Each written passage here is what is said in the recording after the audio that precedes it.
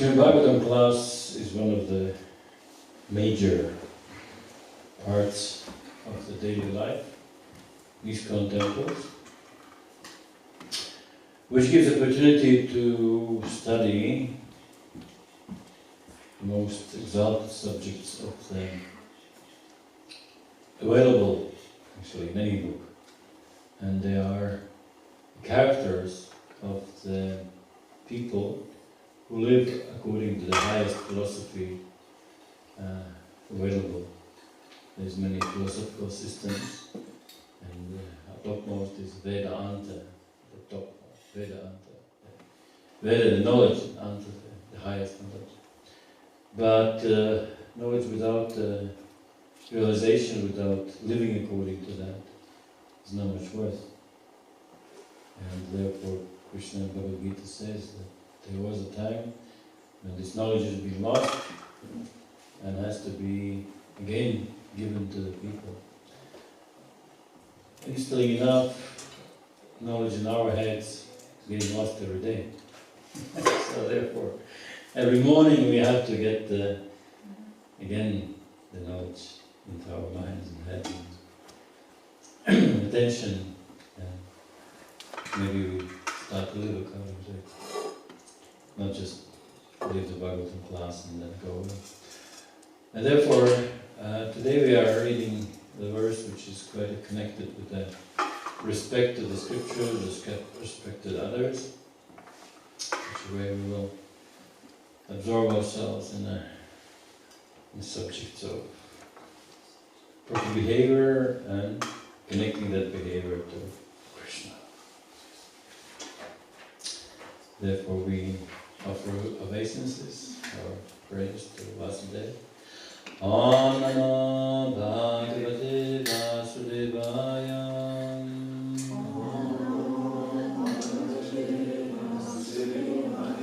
Om Namo Bhagavate Vasudevaya.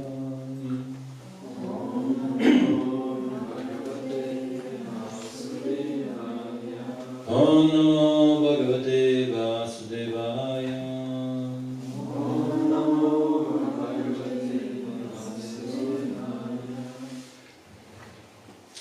Reading from Canto 3, Chapter 21, verse 51, which goes as follows. The beginning is a little bit interesting since there's many words which are in Sanskrit crammed together, and they can form one word, but actually there's 3 or 4. Yor kend angindra vayunam. Yor kend angindra vayunam. Yor kend agnidra vayunam. Next is easier. Yamadharma prachetasam. Yamadharma prachetasam. Rupani sthana adhatse. Rupani sthana adhatse. Tasmai shuklayate namaha. Tasmai shuklayate namaha. Tasmai shuklayate namaha. Tasmai shuklayate namaha. Yor kend agni drayayunam. Yor kend agni drayayunam. Yor kend agni drayayunam. Yor kend agni drayayunam. Yamadharma prachetasam. Yamadharma prachetasam. Yamadharma prachetasam. Yamadharma prachetasam. Rupani sthana adhatse. Rupani sthana adhatse. Rupani sthana adhatse. Rupani sthana adhatse. Tasmai shuklayate namaha. Tasmai shuklayate namaha. Tasmai shuklayate namaha. Tasmai shuklayate namaha.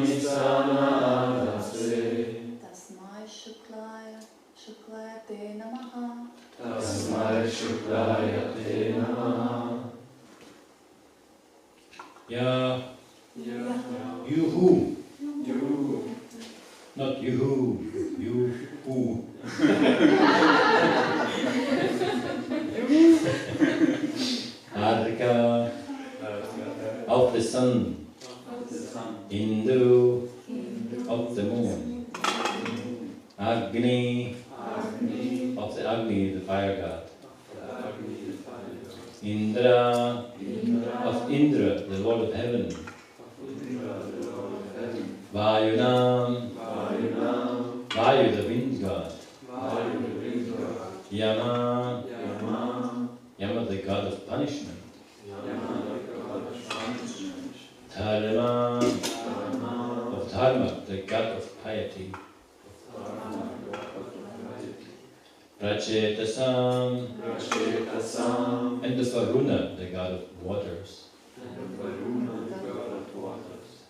Rupani, the forms, Sthane, when necessary, Adatse, you assume, Tasmai, unto him, Shuklaya, and Lord Vishnu, Te, and to you, Namaha, obeisance. Translation purport by His Divine Grace A.C. Bhaktivedanta Swami Srila Prabhupada. You assume, when necessary, the part of sun god, the moon god, Agni the fire god, Indra the lord of paradise, Vayu the wind god, Yama the god of punishment, Dharma the god of piety, and Varuna the god of presiding over the waters. All obeisances to you, who are none other than Lord Vishnu. Since the sage Kardama was a Brahmana and Swayambhuva was a Kshatriya, the sage was not supposed to be offering obeisances to king because socially his position was greater than the king's. But he offered his obeisances to Swayambhu Manu because as Manu, king and emperor, he was a representative of Supreme Lord. The Supreme Lord is always worshipable, regardless of whatever one is Brahmana, Kshatriya, or Shudra. As a representative of Lord, the king deserved respectful obeisances from everyone. Chakshurannyotam yena tasmai Shri Gurave Namah Shri Chaitanya Manobhishtam Stapitam yena Bhutale Swayam Bhutala Mahindranati Svapantakam Jai Shri Krishna Chaitanya Prabhu Nityananda Shri Advaita Gadadhara Shri Vasadikura Bhaktivinoda Hare Krishna Krishna Krishna Hare Hare Hare Rama Hare Rama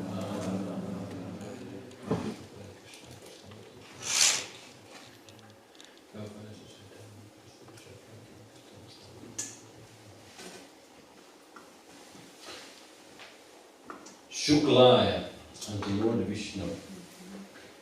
Sanskrit is an amazing language, and sometimes just by studying it, it is possible to become quite acquainted.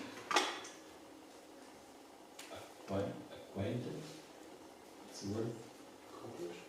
Accomplished. Acquainted. So, getting known to that. Yes.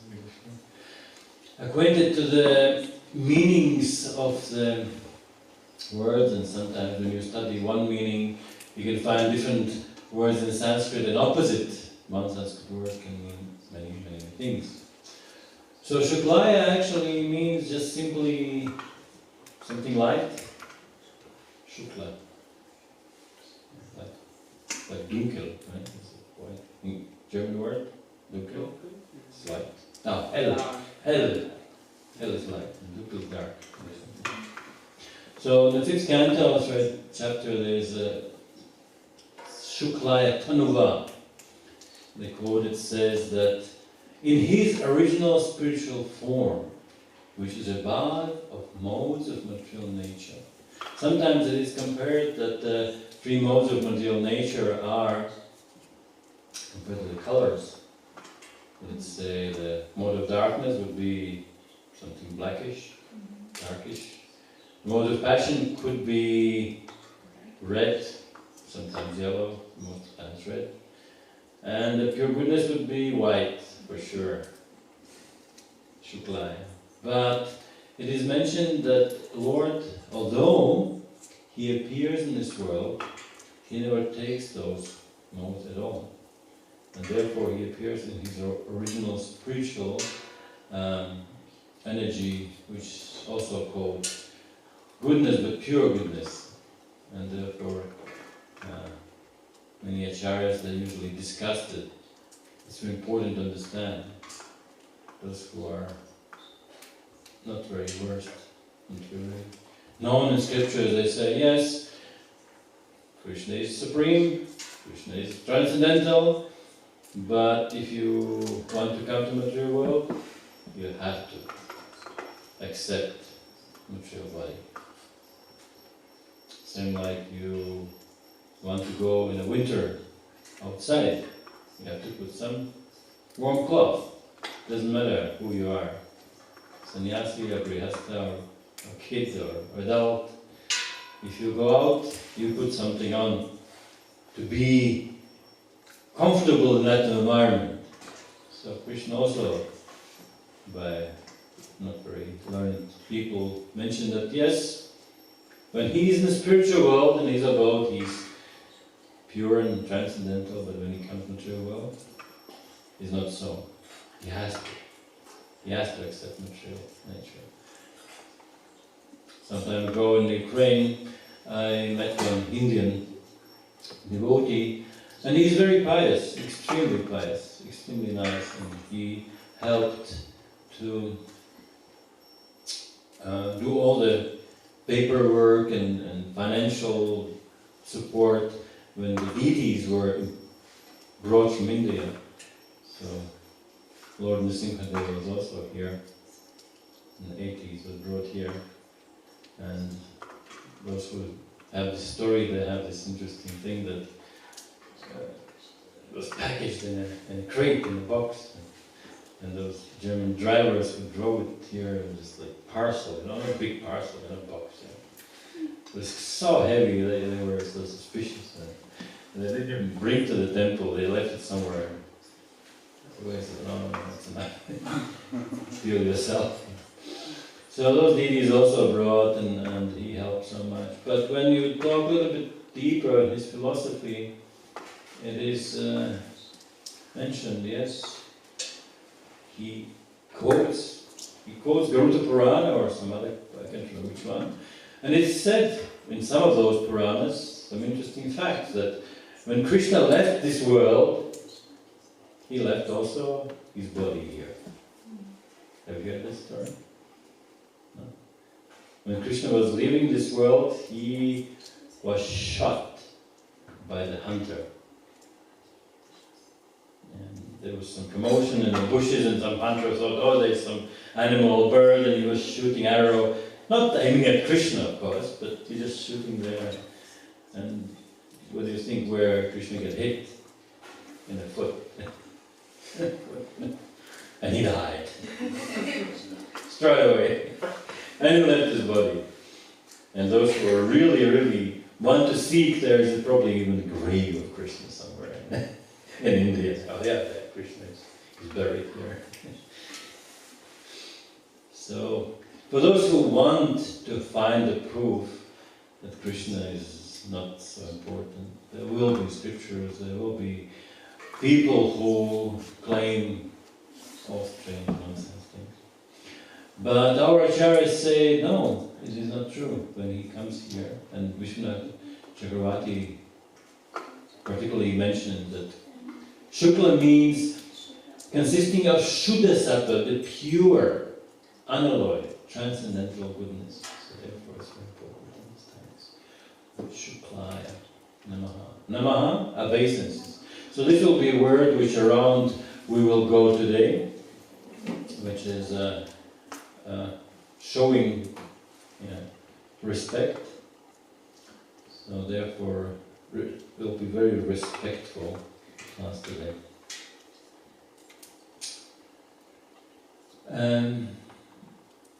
Little bit to set the scene of those demigods which are going around. We'll give you two examples of sun god and moon god, which was mentioned here. So in Bhagavad Gita is a verse, who knows something mentioning about sun god? Imam vivasvate yogam praptvana sabhyam vivastan manavekaha manaviksha kave bravit. So it's explained in the 4th chapter, 1st verse, that this knowledge, transcendent knowledge, which we're discussing here, and Bhagavad Gita is just the ABC, and Srimad Bhagavatam is a full-fledged knowledge of this, has been given first to the sun god, and he gave to his son Manu, and then Ikshvaku, and so on. And therefore, we can say that those powerful personalities have received this thing. And that was happened practically in the beginning of creation. We know this Aditi, there's Daityas and Aititas, and Aditi, she's the mother of sun god. But besides that, we can say in some stage before, which we actually discussed here, previous chapter, there's chapter 21, but chapter 20 in the middle says a very interesting thing. From the navel of personality of Godhead, Garbhodakashay Vishnu, sprouted a lotus flower, effulgent like 1,000 blazing suns. So when you say a sun god, it is difficult to imagine, like for example, even small slight rays of sun is covering the person which is sitting in the chair there. I don't see it, because there's a nice beautiful incense and the smoke is here. We don't see it. But when the sun goes very strong, you can see the lights, exactly. And behind the lights, I cannot see the person. So also, it is said by that blazing light, Krishna cannot be seen. By the blazing light of material existence, Krishna is hiding behind that. But interesting enough, that similar blazing lotus was sprouting from the navel of Krishna. Oh, actually, Garbhodakashay Vishnu, It's expansion of Krishna. And that flower is reservoir, the box, the source of all living conditioned souls. And the first one who came out was, of course, omnipotent Brahma. So it's interesting to know, because this Brahma Jyoti, this effulgence is perceivable. And just imagine there's 1,000 suns, this lotus flower was so effulgent, like thousands of suns. And out of that, just one living being came out, which was sun god, which we perceive now as a sun god, which is so much giving light. Just imagine how effulgent what was the lotus which came from the navel of Bhagavatam. So, yeah, it is said that Lord, He diffuses His bodily glare, known as Brahma Jyoti. And because we are a little bit similar to Him, we also have a little bit of effulgence. There was a story in America, and I think it was Ratha Yatra, one of the first Yatras, and Prabhupada was there, and some of those policemen were kind of guarding the whole thing. And one said to them, look at that man, he's really glowing, he's very effulgent. So, any personality who has a little bit of a spiritual realization and purified from the material things, usually have some kind of effulgence. And all the saints have been painted in the scriptures, and the paintings with the glowing drawn, especially around the head. So other thing which is also well known, but it's acting very strangely, the moon, it is cooling. Have you noticed the moon is not heating but cooling, opposite? We usually sometimes think that the night is cooling, but if you compare 2 nights with a clear sky with the moon and with the clouds, the night which is pure moonlight is much cooler. And in the summertime, if you're really careful, you can even find a shadow of a tree, where the moon shines and the shadow of the tree is in the ground. So you step on a shadow, it's warm. But if you go outside where the sun, where the moonlight is, it's cooling. So therefore scripture says, yes, it's cooling. And therefore, moon god is also a little bit of a personality responsible directly, or those who study astrology, we know the moon is in charge of mind, in charge of diplomacy and stuff like that. And respect, which we are discussing today a little bit, because he said, all obeisance unto you, O Lord Vishnu. Although he says, you are none other Lord Vishnu. He addresses not Vishnu, but he sees in that way. So it's a little bit of a mood or mentality of the great personalities. They see connection. Prabhupada said that if you see the postman, he is representing the post office, or you see policeman, he is representing the government. So maybe he is not very powerful himself, but not very well mannered or dressed or even smelling or something like this. Still, he is representing the government or post office. So anything you want to deal with, he can do it. Just yesterday I went early shopping. What was it the day before? Early shopping for the yogurt, and I didn't see that before because I was looking. But in that Edeka, there's a post office. Small post office. There's a post and there's DHL and stuff like that, small counter. So it doesn't matter. There's no like post or something. It's a small shop, but if you want to put your parcel, go. So therefore, anything which is empowered by God can be dealt with or seen as a presented form. So what it is, this respect with not respect. So Bhagavad Gita in 17th chapter has 2 verses explaining And they use words asat-kritam, without respect. Asat. Asatoma jyotirgama. Go out from darkness, come to the light. So asat-kritam means doing something unpermanent, so without respect. Satkara, with respect. So something to do with eternity, something to do with the proper rules, proper laws of nature. You respect them or don't respect? If you don't respect the car, it will not drive for a long time. Right? And if you're in a passion, you say something wrong with the car. It doesn't drive. It just needs a petrol. Simple. Just put petrol in time, you put the water and oil in time, it will drive. You know? If you don't respect those rules, one day it's just gone. And yeah, Bhagavad Gita says, charity performed in an impure place, in proper time, to unworthy persons or without proper attention and respect is said to be in a mode of ignorance. On the other hand, penance performed out of pride or for the sake of gaining respect. So it's a little bit different. You know? Showing respect to others is one thing, but if you want to say gaining respect, honor and worship, it is said to be in a mode of passion. It's neither stable or permanent.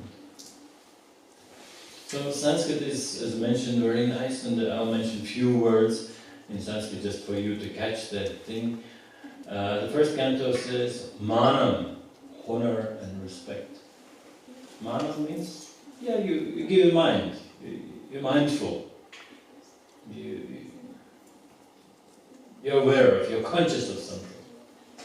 Second canto says, Shraddhatam, one who gives full respect and attention. Something to do with faith also. No, you don't just pay attention, but you believe, you trust something. That's what we respect. Vishramba. Vishramba is directly do also with respect. Do respect. Fondly. Yeah. It's a little bit more close to. A very interesting thing which is mentioned, Abhi Sambhavya. Right. Long word consisting of three parts. Abhi, both, sam, together, bhavya, and is like a mood. Treating with a great respect. It means you have the same mood, same intention, you go in the same way. You know? If you respect some person, that means you understand him, you catch his mood, you're connecting with him. You know? So, just in the closed chapters here, it said, O Vidura, Devahuti served the husband with intimacy and respect, with the control of the senses, with love and with the sweet words. So it's a little bit detour. We're getting detour from kings and brahmanas, which is coming up. And now we have a little bit of respect in the family life. Is it important? It's not important. How many family men are there? How many used to be family men? Who are planning to be family men? Any girl? Girls don't want to be married? Not planning at all? It's going to happen. Yes. So it is said that two words, yeah, with respect and intimacy. And Prabhu Prabhupada says, Devahoti served the husband in two ways, Vishambena and Gauravena. That's very interesting word. These important processes, serving husband or Supreme Personality, got it. Vishambena means with intimacy, and Gauravena means with reverence. Husband is a very intimate friend. Therefore, wife must render service just like an intimate friend. Still, at the same time, has to be understood that he is in a superior position, and therefore has to be shown respect. The man's psychology and woman's psychology is different. As constituted in a bodily frame, man always wants to be superior to his wife. Is it true? Or he wants to be submissive? Depends if he's Depends. kami or devotee. Well, doesn't matter. Doesn't matter, kami or devotee. Submissiveness, it is okay if you are in proper, if you want to be like the wrong submissiveness would be a little bit of a extended childhood. When the boys are growing up, most of the time, especially very young age, they are under the protection and influence of mother, right? And they are submissive. They're cute. You know? They're nice, they're cute, they are doing everything mother wants. But when they grow up, if they still project that attitude and that thing to the family life and relate to wife in a similar way, that will be a little bit of an improper way. You don't expect your wife to behave as a mother all the time. You have to man up a little bit. So therefore, being respectful and submissive, it is okay from the point of view that you take respect in their needs and desires. Let's say there's a family, two, a mother and a child, and the child wants something. Who's in charge? The parents or a child? Parents. It's difficult to say, right? They are in charge. They're in charge of money, time, everything. But the child wants something. Both parents just like that. They're submissive. Out of love, out of affection, they do it, you know. Although they are stronger, they are in control and so on. So similar way, in a proper dealings amongst people, you can control or be in charge of other person by being submissive. It's such an interesting thing. This goes around. And therefore, yeah, from one point of view, submissiveness in family, it is expressed different way. From point of view of husband, submissiveness would be he is sensitive to the needs and the qualities and the character of wife, and he has to be self-controlled in the senses, not too much enjoying.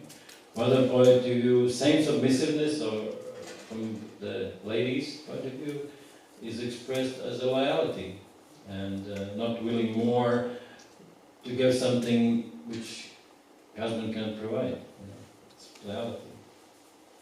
Same exactly, the thing is a little bit similar expressed amongst the working person and the boss, you know. When you are working in some job, you know, you expect that he will pay you, he'll take, you know, care of you in some sense, but you are loyal to him.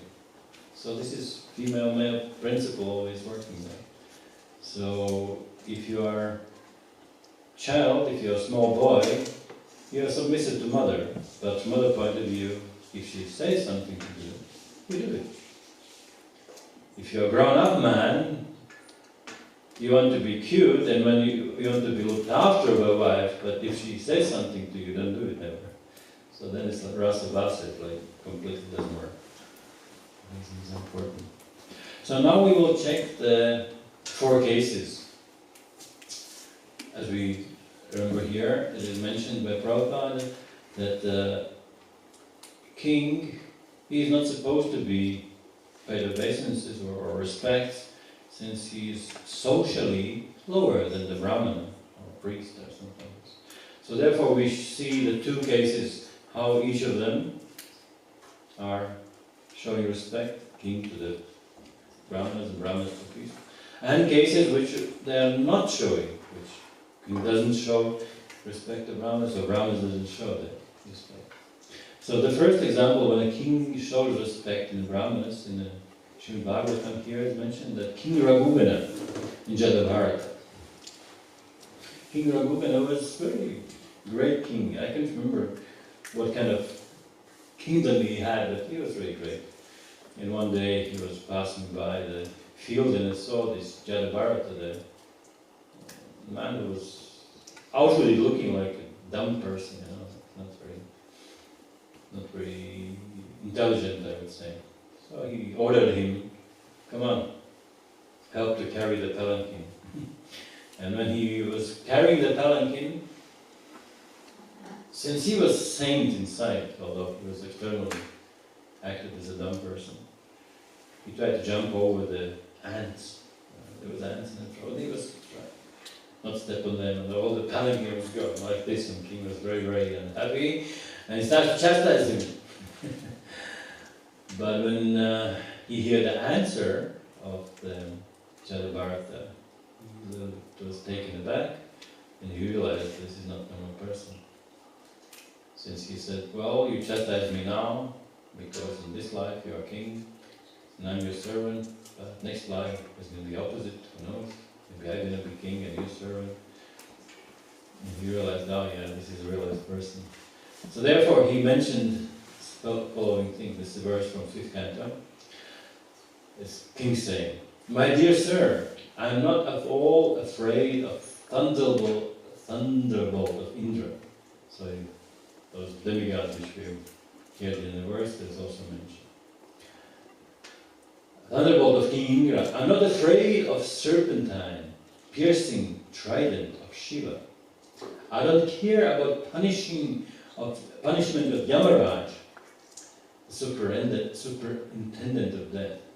I'm not afraid of fire, sun, moon, wind, all the weapons of Kuvera.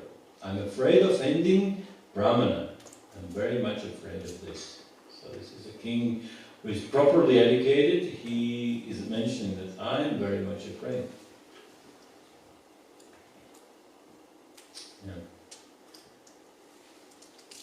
Other example, when Brahmana respects a king, which we had already today, when Kashyapa was, he met Manu, which is Manu, yeah, he's a king, he's emperor.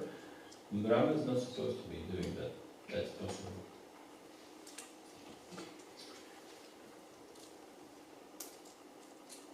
The Brahmana respecting him.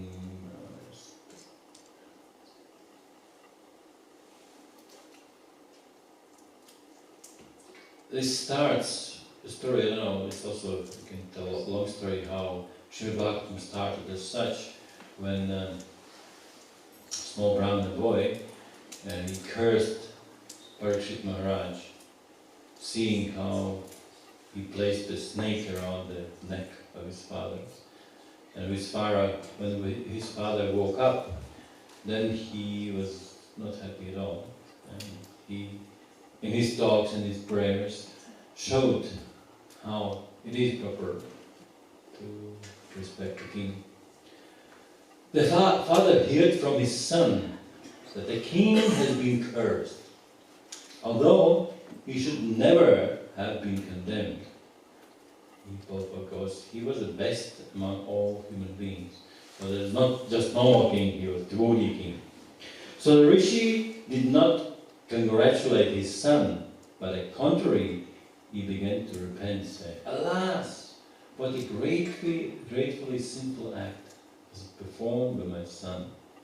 He was awarded heavy punishment for insignificant offense. So the Prabhupada says the king is the best of all human beings. Of course, we don't have much experience of the kings. What was the last king here in Germany? How many years ago? Who knows the German history? Come on, guys. No, more than 100 years ago. 100? More than 100. More than 100. Before Before the World War first, there was some kings, Austrian kings and these things. Yeah. But kings usually, unfortunately, are overthrown by people who don't believe them or think they are acting wrongly. So this is the mode of darkness, which is usually explained or represented by Lord Shiva. And what's his one of the main things known, what Shiva is doing? Three demigods doing. Brahma is creating, Shiva is destroying, and Krishna is maintaining. So those who are in darkness, or let's say unknowingly maybe even, worship Shiva. You don't have to be Shivaite, or wearing the three stripes. If you're into the destroying the things, you're kind of Shiva Bhakta. The guys who are working in the destruction companies, they just destroy the old houses. They're Shiva Parampara. It's true. It's true. Yeah. Sorry, it's a little jokish, but it's true. But Purna Swami said that every person who we are a little bit of also in Shiva move. Let's say you go in the kitchen, you cut the vegetables. There's nice shape of a potato, right? And in 2 seconds, it's destroyed. It's cut into the pieces. So, in the material world, all these three gunas, all qualities, they work at the same time. You cannot do any good work unless you do some destruction. You cannot cook proper sabji unless you destroy the potatoes. Nice apples, nice, whatever fruits or vegetables are, they're beautiful, nice, but they have to destroy them. So this is destruction. It's going on.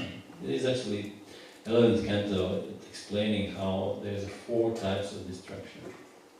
There's destruction of planets, which happens now and then there's full destruction of the universe, then there's destruction that happens all the time, which we mentioned now. If you want to have a clean floor, you have to destroy the dirt. Right? There's this dirt. They're happily lying on the floor, you have to destroy it. So, and then there's the ultimate destruction, which is when the material mentality of spiritual soul is destroyed, then it's called ultimate destruction. Although the material world may be still going on, that's called ultimate destruction when you are not anymore connected to the material world. So it's called destruction. Okay, let's do some more. Then some example from the scriptures when king didn't show the respect. Any nice example? One thing which comes to my mind is King Kazi. He was king, right? He was King Kazi, but he didn't show respect to Haridas Thakur. Not only he didn't show respect, he punished him. Yes, that was very, very difficult to cope with the feeling that Haridas Thakur was punished in 22 marketplaces. And they're not just beaten.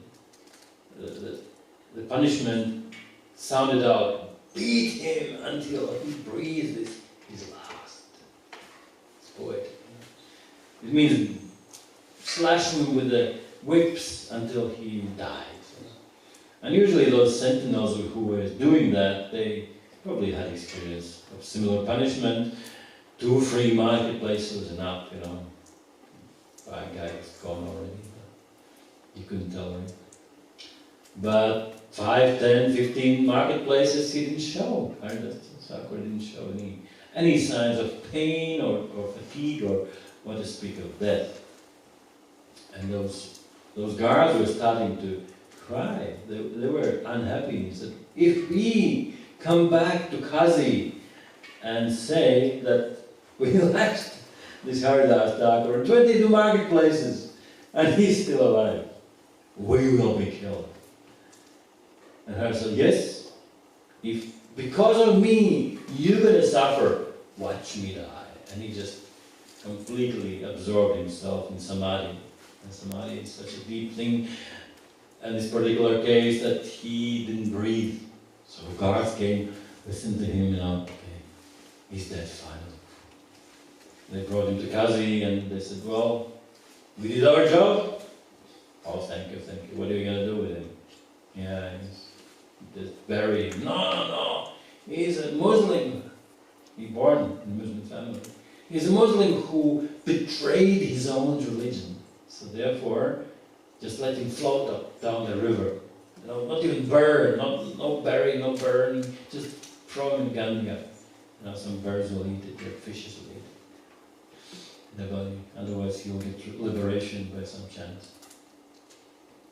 And that moment, Haridas Thakur became so heavy, they couldn't push him to the water. He was completely connected to the earth and everything.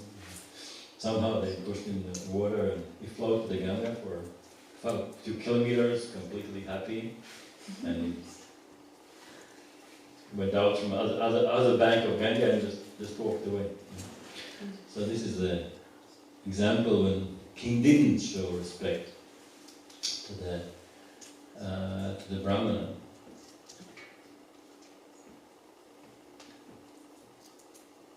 Now there's nice verses. Let's skip a little bit. And last example, when Brahmana didn't show the respect to the king. Any ideas? Ambarish Maharaj and Durvas Muni. The well-known story. Ambarish was very, very pious king, and one day he was fasting for Ekadashi, and the next morning he's supposed to break his fast. But at the same time, exactly, Durvas Muni came. You know the Durvas. What does it mean, Durvas? Vas means dress, and Dur means not very good. Actually, it means no dress. Durvas, he was walking around naked all the time. So this time he came not alone with his disciples and so on and so on. He said, well, nice, we just came for the breaking Kadashi. There's a king, probably has a feast. Since king never eats alone, he eats with his friends, with the family members, and okay, we'll take part of it. Just wait, we will take a quick bath in the Ganga and come back. Meanwhile, king got advice from his priests saying that, well, the time has come. If you completely fast fully, then it has to be the time. And sometimes time is like 1 hour, and sometimes it's 5 minutes. 7 minutes, 3 minutes, sometimes an hour. Depends on how astrology goes. They said, well, if you don't break the fast now, then all the fasting is gone uselessly. And he said, well, what to do? You are smart Brahmanas, what to do? So, well, if you take water, that's considered to be at the same time breaking fast, not breaking fast.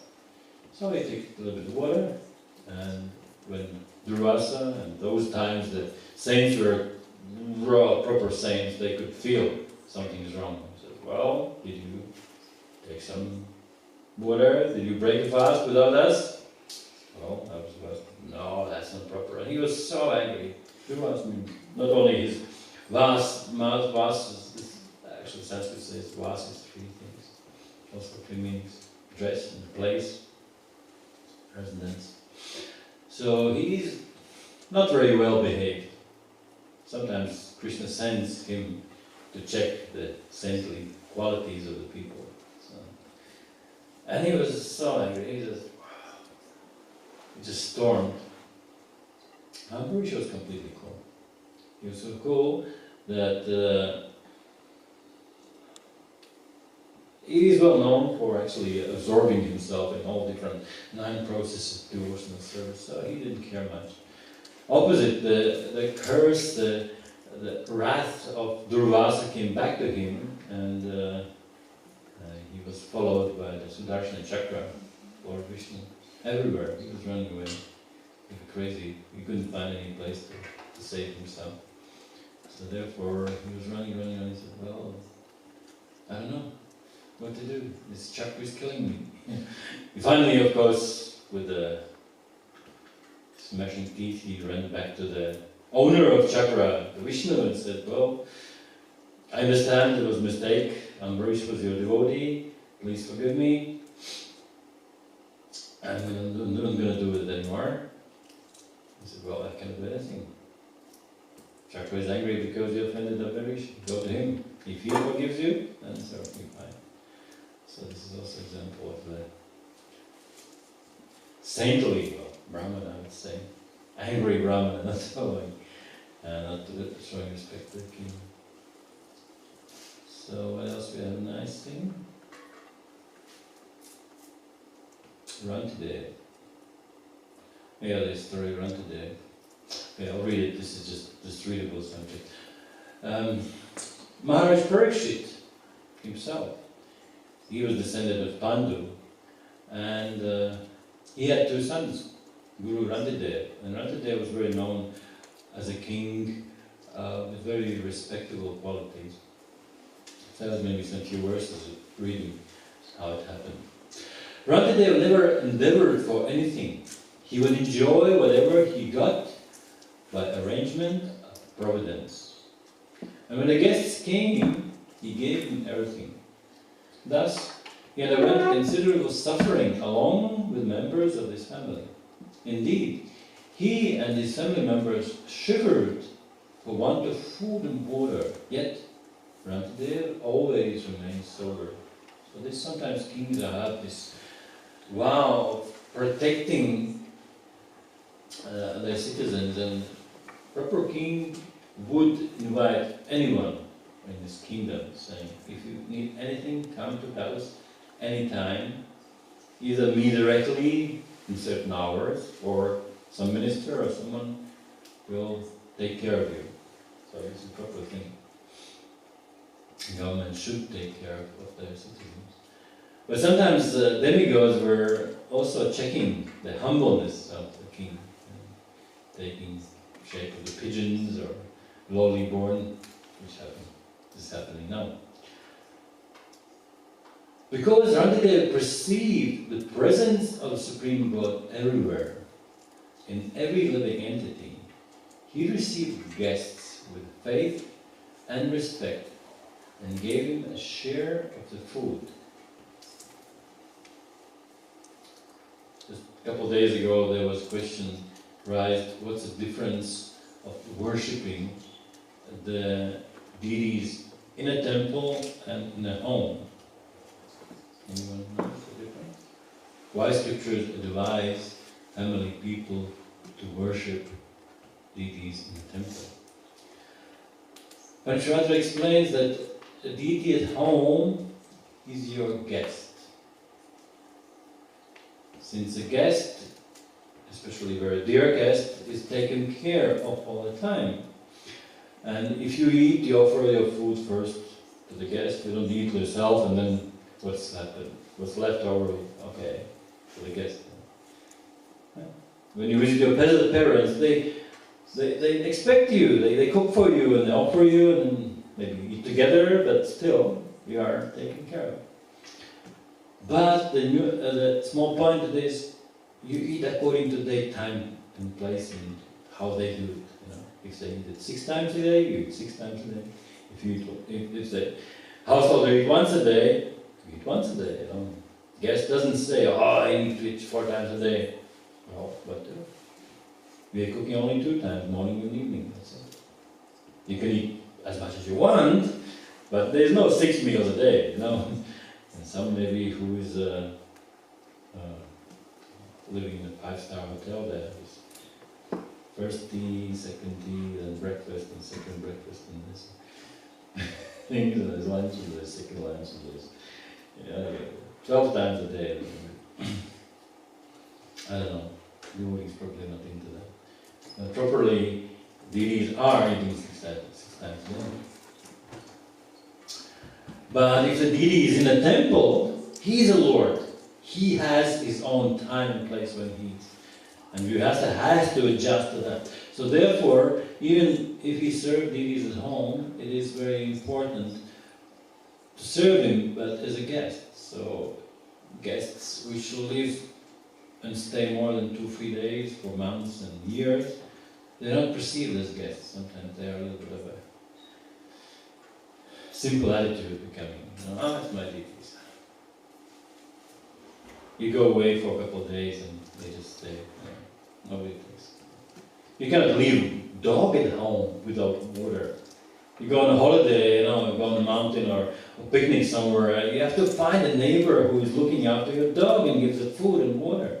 You cannot live without walking with it. But deities, it's simple. They can stay for a week and you just put a big cup of water and some dried fruits and you'll eat for a week, Unfortunately, this is the attitude with the home deities. With the deities at temple, you cannot actually, impossible with that. You have to cook fresh every time. So this is important.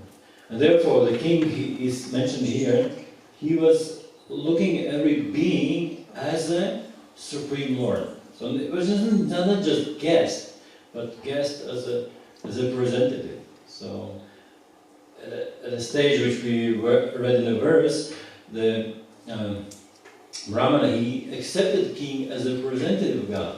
But this Rangadev, he took it a step up. He saw every living being as a part of God. So therefore, that respect is straight away expanding to everyone. That's very interesting. So the last thing is going to be how to give respect to Prabhupada's spiritual masters, to the spiritual teachers. And there's a very famous verse in the 11th canto. Acharya mam vijaniyam navamanyata karichit namatya bhutta suyita sarvadeva mayo guruhu. One should know Acharya, or spiritual master, as myself, and never disrespect him in any way. One should not envy him, thinking him as ordinary man, for he is a representative of all demigods. So those who don't appreciate that he is same as God, then okay, at least you understand there's demigods and he is representative of all demigods.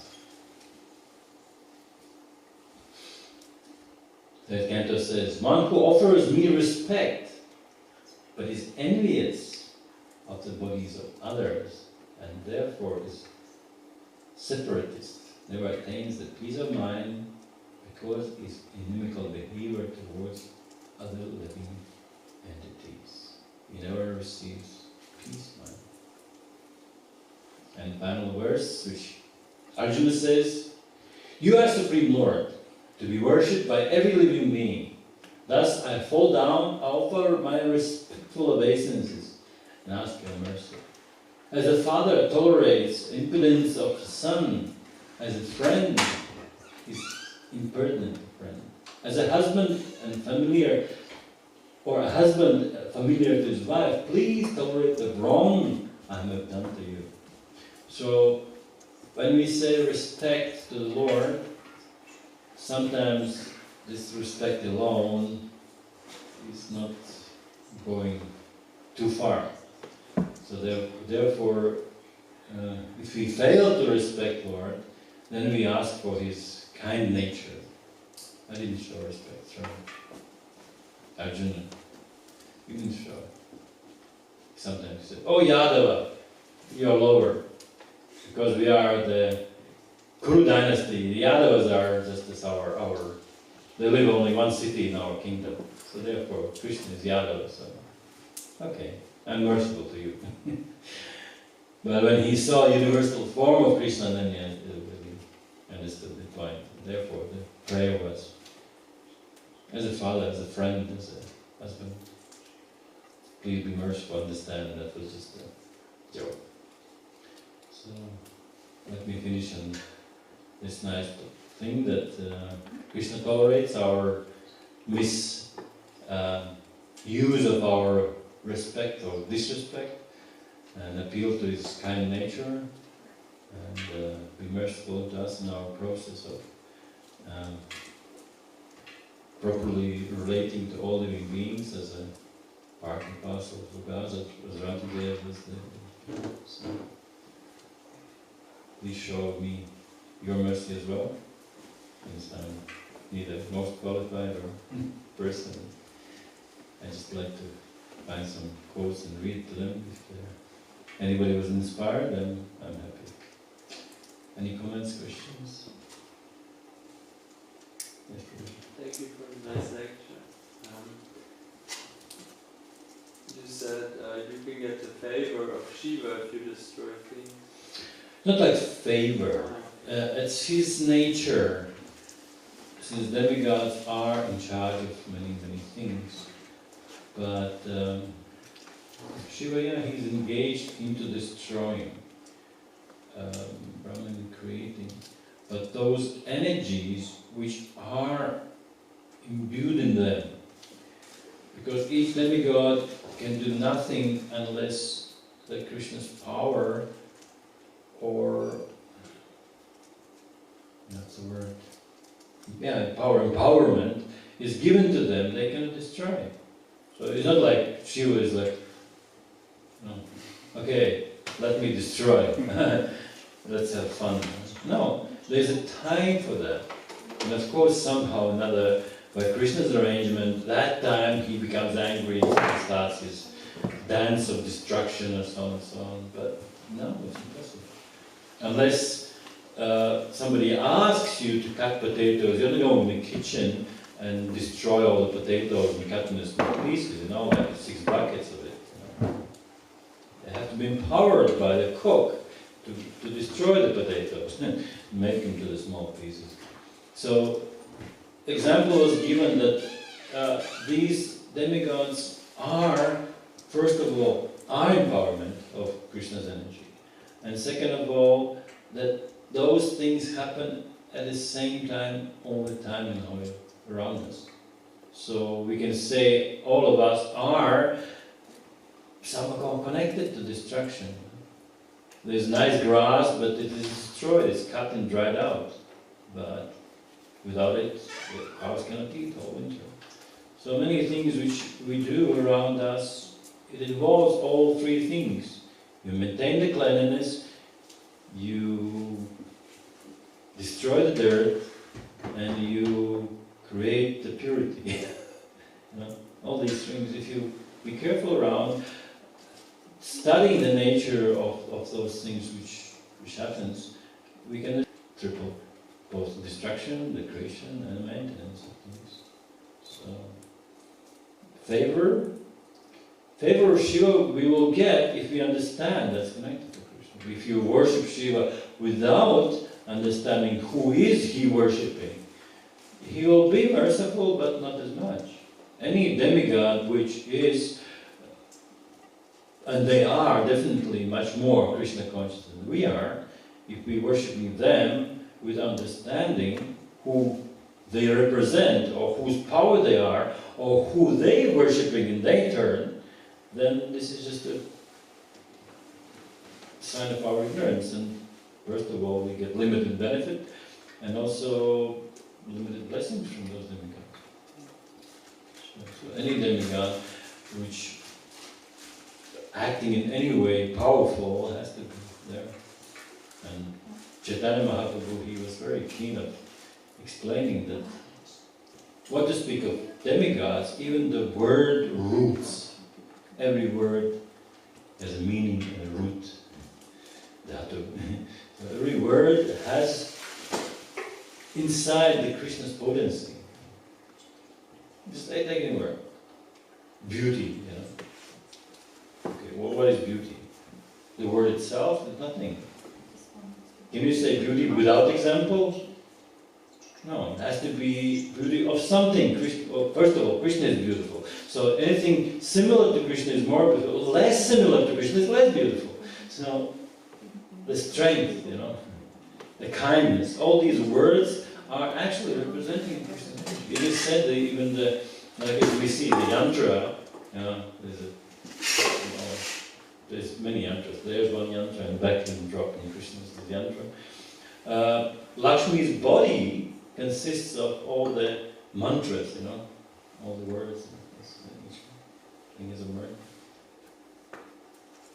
Our body consists also, you can say, hand, But this function, the hand is representative of vayu, of moving, you know.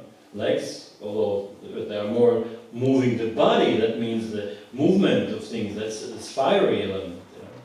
Fiery element of digestion. So all these demigods are presenting in a smaller quantities. Of course, there is an ultimate representative of a person who has this energy in ultimate sense, but still, his energy is only partial of coming up energy of Krishna. He's the source of Sarvakarna. He's a source, cause of all causes, source of all energies, and therefore, if we are conscious of him, then we are properly conscious of everything, including the God.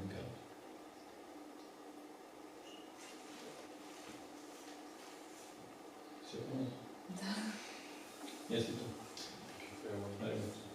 I'm sorry, I didn't understand properly at the beginning. Yes. Because of the body of Krishna, that I understood from what you said that when he comes into this world, he gets a material body as well. He is not. That was the point. That many uneducated people say that. That in order to come in a material world, you have to have a material body, which is not true. If you want to see things in this way, there will be enough people saying that, and you, as I said, you can maybe find it, not maybe, I think there is a grave of Krishna, you know, somewhere in India. He died there, lonely, years, born, dead. Yeah, he stayed in this world for 125 years, but when we see the thing that even great devotees, who was that case with Narada Muni, I think, he was fighting, some demon attacked him. He just tried to slash him, and it was like, you know, the sword was going through his body like air, you know, nothing, you know. It's completely different energy. Even bodies of devotees are completely spiritual, who is a source of both spiritual and material energies, and he is above them all, both of them. So when Krishna appears here, his body is transcendental, there's no question of that. And even more, he can be visible to one person and standing next to him, and completely invisible to other. So just completely different rules of different nature, different energies of Krishna's bodies. From one point of view, Krishna's body, all the universe is his body. Still, he is beyond that. Still, it's a personal body. So this is really inconceivable. Yes, so he didn't left his body in this material world. as far as no. Yeah. In the first canto, I think when it explained how Vyasadeva saw the thing, when he was enlightened by Krishna's knowledge, he saw how he, what was the word used, rewinds his energies, you know. He saw actually Krishna leaving the place, and for others, he disappeared, but because Vyasadeva was given vision, he could see still the Krishna, but he is like an octopus, you know. He has this ink shape, you know, in the water, and he just leaves out, you know, and you think, oh, he is still shape, you know, water, some inky stuff there, and he just changed the white color and just leaves out, you know. If you have proper vision, which can be given to you by Krishna himself, you can see his movements even now. But it has to be like lessons, you know, I have to be used of that. What's the point if you have lots of money or, I don't know, nuclear power or something, if you don't use it properly? Krishna gives only as much as knowledge, power and vision as necessary. So if we are having proper service attitude, why not? Krishna can show his movements, you know?